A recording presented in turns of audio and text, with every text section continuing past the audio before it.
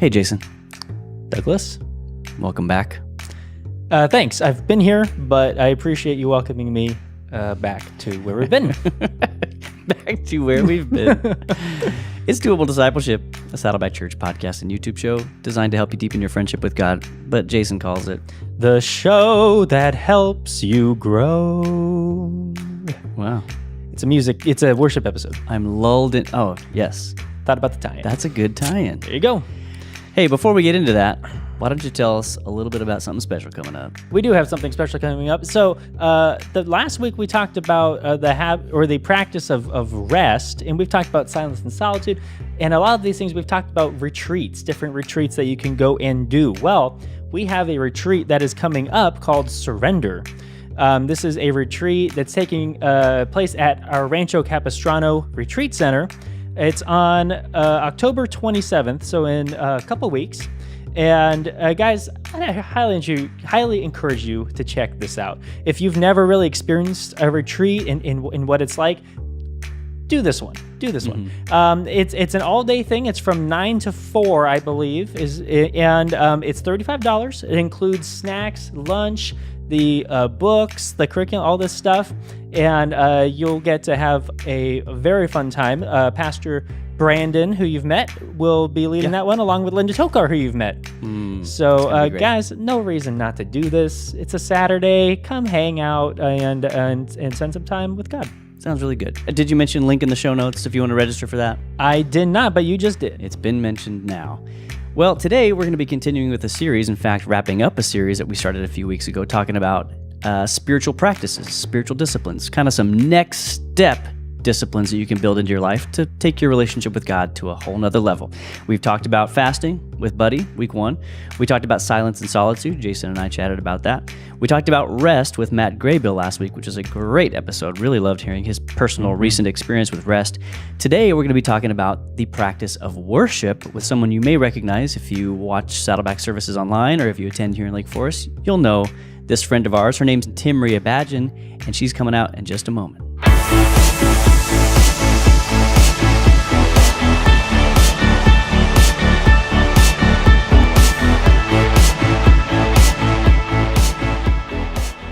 All right, and we're back. And Temree, you're here. Hi. Thanks for being here. Thanks for coming. Yeah. It's a pleasure. Yeah, we're excited to have you on today.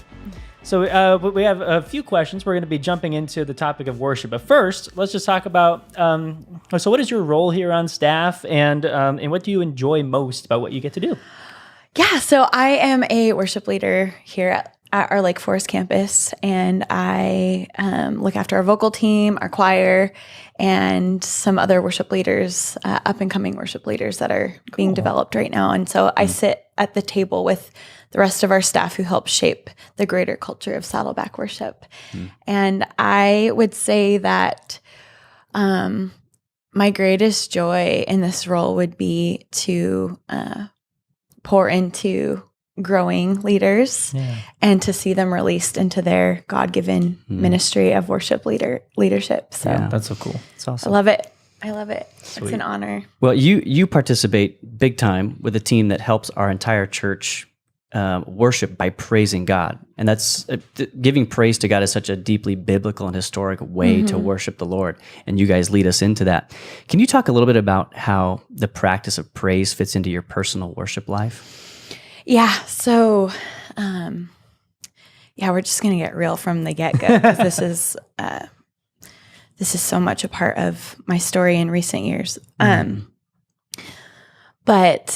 my husband and I have had a year full of a lot of pain and simultaneously unspeakable joy. And praise has been a choice through all of that. Last year, the week before Easter, we actually had a miscarriage. We miscarried our first child. And for me, as a worship leader at Saddleback, the week of Easter means a lot of services and singing and pouring out. Yeah. And this was just days before our run of Easter services. And, it would have been easy for me to stay home. It would have been easy for me to retreat. And certainly my leaders were ready to give that space to me, which I'm grateful for. But my husband and I had talked, and we just said, you know what? We're not going to let this loss or what the enemy meant for harm to take my praise, to take my song, to steal my joy, to steal my song. And I decided, just drawing a line in the sand, and said, you know what, we're gonna be present and publicly praise God in this moment, in this season. And whether thousands of people in front of me knew it or not, I was declaring that nothing was going to steal my praise, and I was going to praise God when it didn't make sense. And a year after that, the next Easter, this past Easter, we have our baby girl with us. We got pregnant two months after we miscarried that Easter, and she's the joy of our life. She's 6 months old now, and she's amazing, and we just love her so much, and we're so grateful for her.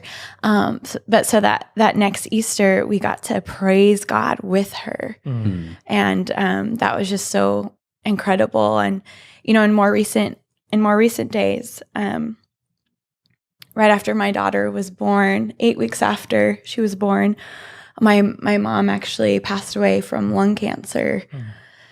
She had been diagnosed 3 years ago, and we had been believing for her full healing for 3 years, and she passed away 8 weeks after my daughter was born. And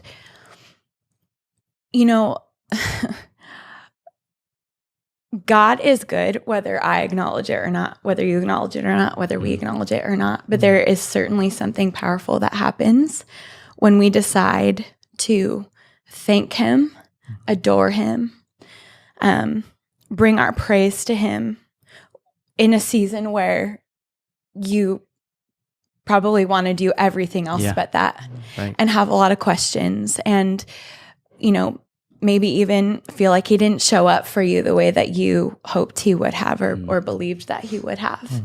And the reality is, like, in our humanity and our flesh, praise doesn't make sense, but something powerful happens when praise happens. In those times when it doesn't make sense, there is peace that passes all understanding that floods our minds and our hearts. And His presence is just so present as we walk through those times. And so I think more than ever before in my life, I've chosen praise this past year in public and in private. And that's the first thing that comes to my mind when I think of, praise being part of my personal life, and my response to what takes place in my life. This is actually the culmination of a series on spiritual practices, and I keep hearing you use the word choose and decide, and those are such important keys to any spiritual practice that we engage in. That there is a tide of feelings that sometimes comes along and sometimes pushes us in the direction away from praise. But what you're talking about is a very mature choice to say, I'm going to do this because God deserves this, regardless of what I'm feeling. And that submission is something that's so, I just think that demonstrates a lot of maturity. What a wild year. Yeah. Thanks for sharing that. I hadn't heard you share that full story either. Yeah, I really haven't had the platform to do that, and just felt compelled to share that here. Wow. Because thanks for doing that. Thanks for being honest with that. It's my story. Man. I think there's something, going back to kind of what you were talking about, I think there's something that's so powerful about just speaking those truths and allowing those truths to help you to navigate all these different realms of feelings that you're going through. But when you take that time and the choice that you were talking about and focus in on these truths about who God is, about His love for, His love for you, and praise those truths and sing those truths back to God. It's something, it helps you just to, focus in. And I think that's really powerful. What you're talking about. Yeah, absolutely. I think it makes our faith rise up again. And I think it there's some times when, especially in seasons like that, where naturally I feel like I want to come to God with a lot of questions. I think praise says, I don't need to understand right now. I just need to put God in his rightful place and back in my life, like back in his rightful place in my life. And again, it doesn't make sense in our flesh, but it's a choice, and he meets us there. And that's what's really cool. I had a similar experience. There's a verse that we shared on the show a few weeks back, Psalm 27, verses 4 and 5. Psalm 27 is a psalm of praise. And my wife and I, we lost our first little girl, or our first baby. We're not sure, boy or girl. For some reason I sensed a girl, but I'm not saying there's anything to that. And I remember the night at the hospital and all the stuff that came along with that. And and we got home at like 4 a.m., just exhausted, crashed into bed. And the next morning I just woke up feeling like I need something from the Lord. And I just happened onto Psalm 27, 4 and 5. And it was a verse that took me through the same process that you're describing now, which is the one where it felt like God was just trying to shift me and say, I know what you're feeling, and I know it really hurts, but I want to remind you of the things that are objectively true about me, which is what you were saying a minute ago. There are things that are true about God regardless of what we're feeling or going through or thinking in the moment. And again, that goes back to a very mature understanding of how we are meant to approach this truly great God. A God who meets us in our pain, meets us in those hard times. Definitely. As Doug said, we are in the last episode of this series on spiritual practices, spiritual disciplines. So we wanted to talk about worship as a discipline, or worship as a practice that we want to engage in. So the question is how has your personal understanding kind of changed your approach to worship as a practice? Yeah, I feel like I could give a few different answers to this because I know that it has certainly grown and, just developed over the years. But the first thing that comes to my mind is actually a value of our teams. And in true Saddleback fashion, our Saddleback worship values are an acrostic, and the P in worship, WORSHIP, is pray continuously. And First Thessalonians 5 talks about pray without ceasing. And obviously, of course, that doesn't mean reciting prayers to God 24/7, but if prayer is communication with God, I read that scripture and understand that I can bear a posture of prayer, which means that I can just tune my heart to an awareness of his voice 24/7 when I'm doing my day in, day out, when I'm brushing my teeth, when I'm driving in the car, when I'm checking out at the grocery store. And I think that is how I've grown or developed over the years, and just my awareness of God, like bearing this posture of prayer that says I'm available for relationship with God all the time. Like I'm available for conversation to him and from him. I'm available to be a vessel, in my day in and day out. And that being like an act of worship, like a constant just availability for relationship, for conversation, to be used by him. Yeah. To me, it kind of feels like like with time, there's a melding of the public and private worship life. I think maybe early on as believers, when we first get connected to the church, we think of worship as the thing that we do together on the weekends, and that really that's worship, and it's a big important facet of it. But what I'm hearing you talk about is the inner life of worship, which is very much the one-to-one relationship between you and God, and the continual nature of that. And it's something that can be an ongoing part of your life, not something that only occupies a certain season or day of the week or anything like that. And I think that is a sign of God's presence and your awareness of his presence seeping into every realm of life, where you let him be involved in absolutely everything that you do. I've had the song, your praise will ever be on my lips, kind of just on my head, as thinking about it as a practice is what you're talking about, is being available and being connected. And so as you're going about your life, it's being observant Yeah. of God. Aware. You know, being aware, yeah. and then in being thankful or saying a prayer or whatever it is, but it's just being aware, being observant of Him as you're going about your daily life. Yeah. Yeah. Yeah, that's true. I love the gathering. I love our church. I love, the body of Christ and gathering and raising our voice together. Yeah. But that certainly is out of the overflow of what's happening personally, right? So that's so powerful when we get to come That's a good together way and to add our talk about it, voice. out of the overflow. I like that. Yeah. That's good. Yeah. We should change the service name to Overflow. Out of the overflow. I like it. Overflow. It's not just in the plaza room. Sorry, Lake Forest joke. Well, one thing I love about your team too, and I think one of the just incredible value adds that you guys bring to our church is that you help, especially people who are relatively new in the body, to learn truths about God in a different way. You're teaching our people who God is in the songs that you write and the songs that you lead us into. And there's a real, you're not just helping people encounter God, you're helping them know who He is, know His attributes, know His character. And I think that's such an important, we're not going on this tangent, I'll resist it, but that's the spirit and truth idea, those two things coming together in harmony, an understanding and a passion and a zeal for who God is. Yeah. Let's talk a little bit about attitudes and mindsets.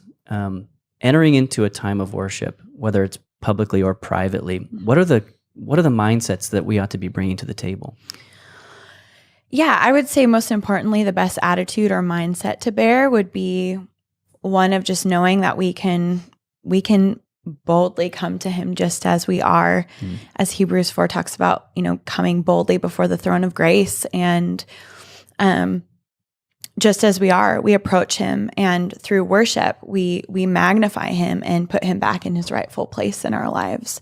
But just that idea of, I don't have to tie up all the loose ends, or things don't have to look a certain way before I come to Him. I mean, that is worship, I'm deciding to put Him back in His rightful place in my heart, in my mind, in my life. Yeah. And gosh,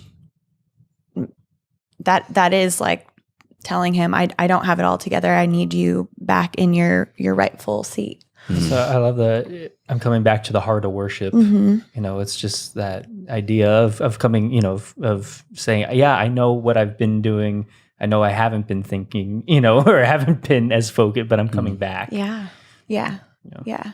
There's really humility in that. In the moment you're saying, I can decide to be swept away by what I want or what I think or how I think things ought to be, essentially saying me, it's me that's important in this moment. Yeah. Or we can say, no, it's not me, it's you. Yeah. Saying, God, you are going to be the primary focus of my life, no matter what I'm going through. And again, that's a degree of humility and surrender that comes only through a long process of growth. As you've seen, I think you've over the course of your life, you've seen your heart toward God change, and your ability to enter into those moments change with time. Yeah, of course. Yeah. And I think that's something that we should encourage too, is, instead of just, or if you find yourself, I should say, either on the weekend or whatever, or in the car as you're listening or singing along, and you just find yourself just singing along, take some time to think about the lyrics of what you're saying, or maybe do some research and pull out the lyrics and be like, what am I saying? So that next time I'm in church or whatever, I'm in the car, I can sing this as a declaration. Like, yeah, I know what this, I know what this means. I know what this is saying. And I'm declaring this in praise. That's a great idea. That's our doable. Oh, great. This is a bonus question. I hope you don't mind. What about, people show up to times of worship, and sometimes we come in with all kinds of junk on us. Like, what do you urge somebody to do in that moment, who maybe their attitudes are kind of all over the place, they're not right, and they're feeling kind of repelled by this moment of entering worship with God? Do you have any thoughts about, just you personally, as you've been going through things, how do you step into that moment in spite of all the stuff that's going on? Yeah, I mean, the reality is I feel that still, every once in a while. I think just, again, even in our humanity, that sort of, that's going to pop up. That's going to creep up. And And it's in that moment that you, again, I think of like choice. I think of pushing past feelings. I think of, just like superseding like everything I'm feeling right now and choosing to say, God, you are my God. Choosing to engage in singing. I think singing, honestly, like singing and worship is something that kind of gets us out of ourself pretty quick. Oh, yeah. Because whether you're good or not so good at singing, it's not natural. And so I think it kind of gets you out of your shell of just self and pride. And I think naturally singing is just this sort of abandoning of what anybody thinks, really, because it's not natural as I'm talking to you. It's just kind of, it takes some getting out of yourself to decide to sing, actually, and so, and obviously when those songs are filled with truth, you're just, again, you're choosing to say, I'm going to push past these feelings and decide to declare, God is my God, he's good. And, whether my feelings end up catching up with that or not, that's the truth. And I'm going to sing, and I'm going to kind of get outside myself and sing and raise my voice to God. It's a sing anyway. Yeah. Isn't that right? Yeah. I mean, it's sing anyway. Maybe the feelings will catch up, but either way, whether they do or they don't, you will have given God his rightful place by making the choice. Yeah. I think that's part of the practice what you were talking about is sing anyway, and let what you're singing have its effect. Let the Spirit have its effect, have his effect on your emotions. Yeah. And more times than not, when you choose to do that, you don't leave the same. You do, your posture ends up changing, your insides end up changing, your mind ends up being in a better place, I will say it may be unusual to sing, but I did open this episode by singing. Just you did do saying. a little ditty. We did a little ditty. Well, hang on before we jump, because you're going to jump to like books or something next. Well, I right? was gonna adapt the question. Oh, that was going to be wise of you. Let's not pivot too hard here. No.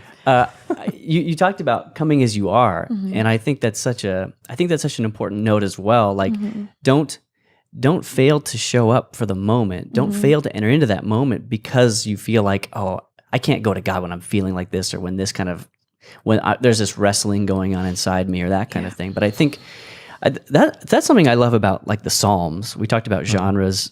We talked about poetry as a genre in the Bible. And so much of the poetry in the Bible is song, and that there's something so raw in so much of the Bible poetry that it's like people like David showing up and kind of venting the contents of their heart to God, doing it through song. And and this I think ties so well into what, there have been so many times in my life where I'm going through something, and when I'm standing in that time of worship with my brothers and sisters, there's that moment at times where it feels like the song is giving me voice, like it's actually drawing something out of me and helping me to say something that I couldn't say on my own, like helping me have a very honest moment with God that I couldn't come up with words. I needed a poet to help me come up with words to get that out. And again, I think that's something that you guys, you draw things out of our church that might not just come out naturally, that might not be expressed naturally. I think that there's so much safety in the presence of God, whether it's in a car ride or whether it's, in a room full of people. There's so much safety in just being honest before him. It's nothing scares him. Like nothing is off limits. And that's what love and grace is. It's just, and not human love and grace. It's just beyond.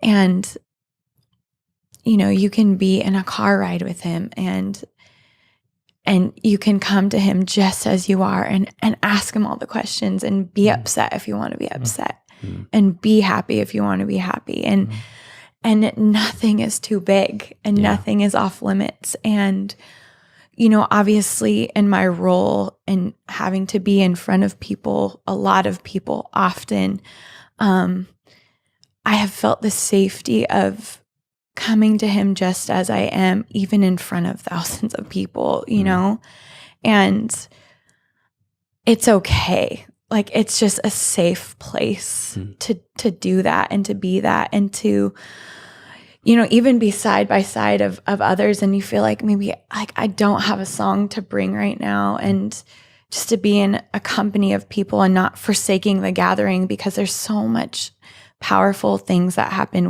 when you decide to just show up sometimes. When you hear the voice of others praising, that can just lift you up, and their faith can cause your faith to rise. And gosh, I really don't know where I was going with that, other than just like there's so much safety in his presence, and you know, not having a song, and perhaps even just filling your mouth with a song that, like you said, it's like I didn't have the words to articulate this, but this song is giving me the words for this moment, is giving me the words for where my heart is at. Yeah. And I am grateful for music. I'm grateful for worship music. I'm grateful for the gathering, and I'm grateful for worship music in the gathering, and I'm grateful for worship music in private. It's a gift to be able to express where our heart's at when we don't have the words. Wow. That's really good. Well, yes, my next question was a bit of a topic changer with books, but I wanted to add to that too. So the question is, are there any books that you found especially helpful for the topic of worship? But I wanted to add too, what songs have been especially impactful for you or meaningful for you lately? When we had John Cassetto on, like a year ago, however long that was, he talked about Good Father and just the importance of that in his life at the time. And I was just wondering if there was any songs that you wanted to talk about a little bit too. Yeah, as far as songs go, I know that actually last year, the same week that we had miscarried, Bethel had just put out a new album called Starlight, and that even that title track Starlight has been a song that has kind of carried me through this last year and this last season. And I mean, the words just talk about him, you know, being closer than our breath. He's not far away. He comes in close. And so many times I've just put that on and needed to be sung over and needed to be reminded of that. We'll link that in the show notes. Yeah. Yeah. Definitely. Yeah. That song Starlight. And there's a few others from that album. I know this year at PDC at Night of Worship, Josh was leading Reckless Love, and the bridge of that song, there's no mountain you won't climb up. I'm totally forgetting the words. Shadow you won't light It's up. easier to sing it than say it, actually. No, The by shadow all you won't light. means, down, lie you won't tear down, coming after There me. you go, we Jason. That's Wow. perfect. We got it. You know, and he was Big singing confidence that singing song. from Temree. Yeah, that's amazing. So he's singing that bridge, and it was like through that song, through that bridge, the Lord was telling me, trust me, like none of this is wasted. Nothing is wasted on me.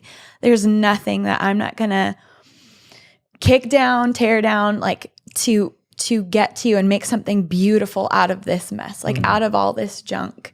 Like there's nothing that's going to keep me from picking up all the pieces of this, every tear, every frustration, every, you know, moment of, you know, just despair, I guess you could say, and make something beautiful out of it. And that has also been a song that's just every time I hear that bridge, it reminds me of that moment. It reminds me of those words he spoke to me. Nothing is wasted with him. There's nothing he won't plow through to make sure that he'll pick up every piece and make something beautiful out of it. Like I said, nothing's scary to him. Nothing's off limits. And so the words of that bridge have literally just been seen it all. Yeah. But as far as books go, I think any book by Darlene Check about worship is just stunning. She has such a beautiful and biblical take on worship and worship leading, and of course kind of weaves in her own personal story and adventure with the Lord over the years. I'm just a seasoned beautiful, mature worship leader. And I especially love Jack Hayford's book called Worship His Majesty. It's a handbook of sorts, just foundational handbook on what worship is, why we do it. It's a great resource. Oh, that's great. Sweet. Yeah, we'll drop links to those down below. We'll pull up some Darlene Check stuff. You guys, your team must have the best car rides. I just want to go to lunch with you guys sometime. Just like, I feel like you guys would be a fun bunch in the car. And if you ever Just start completely jamming on anytime. something, Like and just Wayne's start World jamming, style? yeah, maybe not quite in that genre, but maybe along those lines. I bet they Let I me bet they have pull this out the picture genre. of what I think your team is like in the car. Do not change it. You guys sing everywhere you go. That is my story. It's not changing. Let's talk a little bit about, we're going to go back a little bit to what you said earlier about how worship can be a practice that's woven into every part of life. Yeah. How would you encourage or guide somebody to start thinking of worship as going beyond just the corporate experience on the weekend and into just their daily experience? Yeah. I speaking to earlier, this posture of prayer, I know that, obviously I don't have all the answers, but this is something that I try to practice on a daily basis. It's just the start of the day, deciding to put on that posture of prayer, deciding to have an awareness of his voice, to having an awareness of, or just availability for relationship and communication, and conversation with God, and choosing praise along the way, choosing praise in that meeting, choosing thanksgiving, when you're having a rough day or you're having a joyful day, just choosing praise and choosing to put on a posture of prayer and an awareness of his voice throughout the day. So that in your normal coming and going, like the Message translation talks about, giving him just our normal, day to day coming and going. So that in that we're available and we're ready and we're in communion with God and communication with him. And, And then I think just choosing to praise and thank God, even when it doesn't make sense. Yeah. That's where the discipline really comes in, right? Yeah. Yeah. Absolutely. Man, this has been great. Yeah. Thanks for you coming and guys. sharing so honestly. I'm just grateful for the way you've been able to speak so personally and honestly and real. These aren't just principles to you. It's the stuff that you've been living out. It's my life. Yeah. And I love hearing this personally, and I think a lot of Saddleback members will too, because you're going to have such a dimension now when I'm worshiping with you in the worship center. There's a dimension to your worship life that I feel like I kind of comprehend more now. And now I feel like I get to worship with you more and together more. Yeah. And I think that's the cool connectedness of this. Well, thanks so much for making time for us and coming out. Guys. Yeah, This really is cool. Let's do it This is again really real cool. soon. I'd love that. And we'll make you sing something next time. All right, everybody, thanks for watching. Thanks for listening. We love you. We'll see you next time. If you're a podcast listener and you enjoyed this episode, consider giving us a rating or a review on iTunes. If you do, you'll help other people find us in the future. And if you're thinking, hey, listening's great, but is there a way I can watch these episodes? Yeah, there is. Subscribe to the Saddleback Church YouTube channel for video versions of these conversations, plus lots of other video content. And if you're already watching us on YouTube, subscribe to the podcast so you can listen in the car or wherever else you go. Lastly, you can always get in touch with us by emailing maturity@saddleback.com. Send us your thoughts, send us your questions, your Bible questions, your life questions, whatever. Who knows?